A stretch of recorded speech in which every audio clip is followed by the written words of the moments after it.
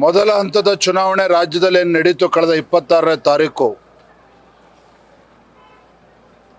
ಆಶ್ಚರ್ಯಕರ ರೀತಿಯಲ್ಲಿ ಮತದಾರರು ಇವತ್ತು ಭಾರತೀಯ ಜನತಾ ಪಾರ್ಟಿ ಮತ್ತು JDS ಪಕ್ಷವನ್ನು ಬೆಂಬಲ ನೀಡಿದ್ದಾರೆ. ಆಶ್ಚರ್ಯ ಅನ್ನೋದಕ್ಕಿಂತ ಹೆಚ್ಚಾಗಿ ನಮ್ಮ ನಿರೀಕ್ಷೆಗೂ ಮೀರಿ ಮೊದಲ ಹಂತದ ಚುನಾವಣೆಯಲ್ಲಿ ನಮಗೆ ಯಶಸ್ಸು ಸಿಕ್ಕಿದೆ ಅನ್ನೋ ವಿಶ್ವಾಸ ನಮಗೆ ಸಂಪೂರ್ಣವಾಗಿದೆ. ಎರಡನೇ ಹಂತದ ಚುನಾವಣೆ ಬಹಿರಂಗ ಪ್ರಚಾರ ಇವತ್ತು ಸಂಜೆ ಅಂತ್ಯಗೊಳ್ತಾ ಇದೆ. ಎಲ್ಲ 14 ಕ್ಷೇತ್ರಗಳಲ್ಲಿ BJP ನಮ್ಮೆಲ್ಲ ಕಾರ್ಯಕರ್ತರು ಮತ್ತು JDS ನಮ್ಮ ಏನು ಬೆಂಬಲ ನೀಡಿದ್ದಾರೆ, ಎಲ್ಲ 14 ಕ್ಷೇತ್ರದಲ್ಲಿ ಭಾಳ ಉತ್ಸಾಹದಿಂದ ಇವತ್ತು ಶ್ರಮವನ್ನು ಹಾಕಿದ್ದಾರೆ. ಎರಡೂ ಪಕ್ಷಗಳ ನಮ್ಮ ಪಕ್ಷ ಭಾರತೀಯ ಜನತಾ ಪಾರ್ಟಿ ಪಕ್ಷದೆಲ್ಲ ಕಾರ್ಯಕರ್ತರ ಶ್ರಮಕ್ಕೆ ಫಲಶ್ರುತಿ ನಮಗೆ ದೊರಕ್ತದೆ.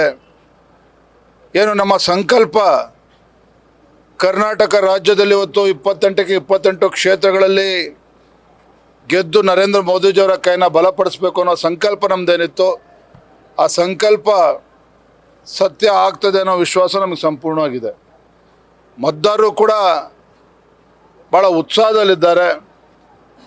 ಈ ಕಾಂಗ್ರೆಸ್ ಪಕ್ಷದ ಮುಖಂಡರನ್ನು ಭ್ರಮೆನಲ್ಲಿದ್ದಾರೆ. ಗ್ಯಾರಂಟಿಯ ಒಂದು ಅಲೆನಲ್ಲಿ ಗೆಲ್ತೇವೆ ಅಂತೇಳಿ ಮತದಾರರು ಎಲ್ಲವನ್ನು ಕೂಡ ತೂಗಿ ಎಳೆದು ಇವತ್ತು ಒಂದು ಅಂತಿಮ ನಿರ್ಧಾರಕ್ಕೆ ಬಂದಿದ್ದಾನೆ. ಮೋದಿ ಮತ್ತೊಮ್ಮೆ ಅನ್ನುವ ಒಂದು ನಿರ್ಧಾರ. ಕಾಂಗ್ರೆಸ್ ಪಕ್ಷ ಇಡೀ ರಾಷ್ಟ್ರದಲ್ಲಿ, ಇಡೀ ದೇಶದಲ್ಲಿ ಇವತ್ತು 40 ಗೆಲ್ಲುತ್ತೋ 50 ಗೆಲ್ಲುತ್ತೋ 50 MP ಗೆಲ್ತದೆ ಅಂತೇಳಿ ಚರ್ಚೆ ನಡೀತಾ ಇದೆ. ಹಾಗಾಗಿ ರಾಜ್ಯದ ಮತದಾರ ಯಾರೂ ಕೂಡ ಮೂರ್ಖರಿಲ್ಲ. ವಿರೋಧ ಪಕ್ಷವಾಗಿ ಅಧಿಕೃತ ವಿರೋಧ ಪಕ್ಷ ಸ್ಥಾನ ತಗೊಳ್ಳೋಕ್ಕೂ ಕೂಡ ಸಂಖ್ಯೆಗೆ ಪರದಾಡ್ತಕ್ಕಂಥ ಕಾಂಗ್ರೆಸ್ ಪಕ್ಷ ಇವತ್ತು ರಾಜ್ಯದ ಪ್ರಜ್ಞಾವಂತ ಮತದಾರರಿಗೆ ಅರಿವಿದೆ. ಒಂದೊಂದು ಸ್ಥಾನವೂ ಕೂಡ ನರೇಂದ್ರ ಮೋದಿಜಿಯವರನ್ನು ಗಟ್ಟಿಗೊಳಿಸ್ತದೆ, ನರೇಂದ್ರ ಮೋದಿಜಿಯವರಿಗೆ ಶಕ್ತಿ ತುಂಬುತ್ತದೆ. ಹಾಗಾಗಿ ಒಂದೊಂದು ಸ್ಥಾನವೂ ಕೂಡ ಕಾಂಗ್ರೆಸ್ಸಿಗೆ ಗೆಲ್ಲಿಸೋದಕ್ಕಿಂತ BJPನೇ ಮೇಲು ಅಂತಕ್ಕಂಥ ನಿರ್ಧಾರಕ್ಕೆ ಬಂದಿದ್ದಾರೆ.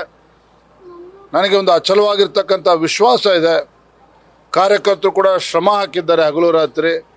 ಈ ಶ್ರಮದ ಪ್ರತಿಫಲವಾಗಿ ಎಲ್ಲ ಕ್ಷೇತ್ರದಲ್ಲೂ ಕೂಡ ನಾವು ಗೆಲ್ತೇವೆ, ವಿಜಯಶಾಲಿ ಆಗ್ತೇವೆ ಅನ್ನುವ ಸಂಪೂರ್ಣ ವಿಶ್ವಾಸ ಇದೆ. ಸರ್, ರೇವಣ್ಣವರ ಬಂಧನ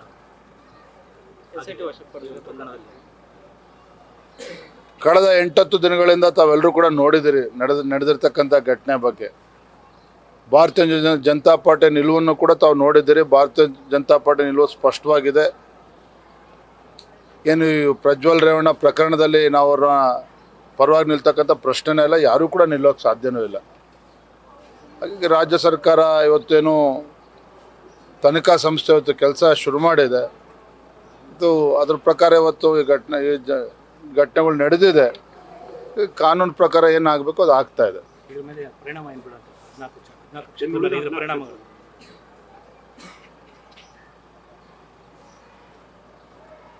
ಕಾಂಗ್ರೆಸ್ ಪಕ್ಷದವರು ಚುನಾವಣೆ ಅನ್ನೋದನ್ನು ಕೂಡ ಮರೆತು ಅವ್ರ ಭಾಷಣಗಳು ಉದ್ದಕ್ಕೂ ಕೂಡ ಇದೇ ವಿಚಾರವನ್ನು ಪ್ರಸ್ತಾಪ ಮಾಡ್ತಾರೆ. ನೋಡಿದ್ರೆ ಎಷ್ಟು ಅಸಹಾಯಕರಾಗಿದ್ದಾರೆ ಕಾಂಗ್ರೆಸ್ ಪಕ್ಷದವರು. ಅವರ ಗ್ಯಾರಂಟಿಗಳನ್ನು ಮರೆತು ಇವತ್ತು ಬರೋ ಪೆಂಡ್ರೈವ್ ಬಗ್ಗೆನೇ ಮಾತನಾಡ್ತಾ ಇದ್ದಾರೆ. ನಿಮ್ಮದೇ ರಾಜ್ಯ ಸರ್ಕಾರ ಇದೆ, SITನೂ ಕೂಡ ಮಾಡಿದಿರಿ, ದಿನ ಬೆಳಗಾದ ಇದೇ ಚರ್ಚೆ ಮಾಡ್ತಾ ಇದ್ದಾರೆ. ಅದರ ಮೇಲ್ನೋಟಕ್ಕೆ ಗೊತ್ತಾಗ್ತದೆ ಎಲ್ಲೊಂದು ಕಡೆ ಕಾಂಗ್ರೆಸ್ ಪಕ್ಷದವರು ತಮ್ಮ ಗ್ಯಾರಂಟಿಗಳ ಭರವಸೆಯನ್ನು ಕಳೆದುಕೊಂಡಿದ್ದಾರೆ. ಹಾಗಾಗಿ ಹೆಚ್ಚೆಚ್ಚು ವಿಚಾರವನ್ನು ಪ್ರಸ್ತಾಪ ಮಾಡ್ತಾ ಇದ್ದಾರೆ. ಅದರಿಂದ ಯಾವುದೇ ಪರಿಣಾಮ ರಾಜ್ಯದ ಮತದಾರರ ಮೇಲೆ ಆಗೋದಿಲ್ಲ. ಯಾಕೆಂದರೆ ನಮ್ಮ ಭಾರತೀಯ ಜನತಾ ಪಾರ್ಟಿ ನಿಲುವು ಸ್ಪಷ್ಟ ಇದೆ. ಭಾರತೀಯ ಜನತಾ ಪಾರ್ಟಿ ನಿಲುವು ಸ್ಪಷ್ಟ ಇದೆ. ಮಾನ್ಯ ಗೃಹ ಸಚಿವರಾಗಲಿ, ನಮ್ಮ ಎಲ್ಲ ಪಕ್ಷದ ಮುಖಂಡರು ಎಲ್ಲರದ್ದು ಪಕ್ಷದ ನಿಲುವು ಸ್ಪಷ್ಟ ಇದೆ. ಈ ವಿಚಾರಗಳಲ್ಲಿ ಅವರಿಗೆ ಬೆಂಬಲ ನೀಡ್ತಕ್ಕಂಥ ಪ್ರಶ್ನೆ ಉದ್ಭವ ಆಗೋದಿಲ್ಲ.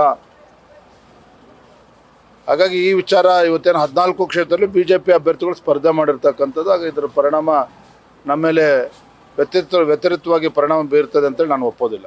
ನಿನ್ನೆ ಅಮಿತ್ ಶಾ ಮತ್ತು ಕುಮಾರಸ್ವಾಮಿ ಅವರು ಭೇಟಿ, ಕಾಂಗ್ರೆಸ್ನವರು ಸಾಕಷ್ಟು ಟೀಕೆ ಮಾಡ್ತಾರೆ. ಕುಮಾರಸ್ವಾಮಿ ಅವರೊಬ್ಬರು ಮಾಜಿ ಮುಖ್ಯಮಂತ್ರಿಗಳಿದ್ದಾರೆ, ಜಾತ್ಯತೀತ ಜನತಾದಳದ ಅಧ್ಯಕ್ಷರಿದ್ದಾರೆ, ನಮ್ಮ ಮಿತ್ರ ಪಕ್ಷ ಇದ್ದಾರೆ. ಹಾಗಾಗಿ ನಮ್ಮ ರಾಷ್ಟ್ರೀಯ ನಾಯಕರು ಭೇಟಿ ಮಾಡಿದ್ದಾರೆ. ಧನ್ಯವಾದ.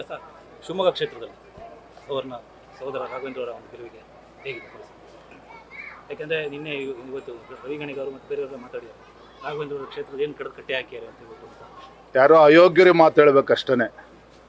ಅಯೋಗ್ಯರು ಅಥವಾ ಶಿವಮೊಗ್ಗ ಜಿಲ್ಲೆನಲ್ಲಿ ಆಗಿರ್ತಕ್ಕಂಥ ಅಭಿವೃದ್ಧಿ ಕೆಲಸ ನೋಡದೇ ಇರ್ತಕ್ಕಂಥವ್ರು ಅಭಿವೃದ್ಧಿ ಅಂತೇಳಿ ಯಾರು ಗೊತ್ತಿಲ್ವೋ ಅಂತ ಅಯೋಗ್ಯರು ಮಾತನಾಡೋದಕ್ಕೆ ಸಾಧ್ಯ.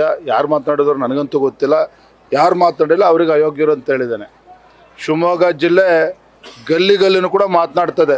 ಯಡಿಯೂರಪ್ಪನವ್ರು ಮುಖ್ಯಮಂತ್ರಿ ಇದ್ದಾಗ ಏನು ಅಭಿವೃದ್ಧಿ ಕೆಲಸ ಕಾರ್ಯಗಳಾಗಿದೆ, ರಾಘವೇಂದ್ರ ಅವರು ಒಬ್ಬ ಕ್ರಿಯಾಶೀಲ ಸಂಸದರಾಗಿ ಯಾವ ರೀತಿ ಅಭಿವೃದ್ಧಿ ಕೆಲಸ ಮಾಡಿದ್ದಾರೆ, ಬಹುಶಃ ಅಭಿವೃದ್ಧಿ ಕೆಲಸ ಏನೇನಾಗಿದೆ ಅಂತೇಳಿ ನೋಡ್ಕೊಂಡು ಹೋಗೋಕ್ಕೆ ಅವರೆಲ್ಲ ಬಂದಿರ್ಬೋದು.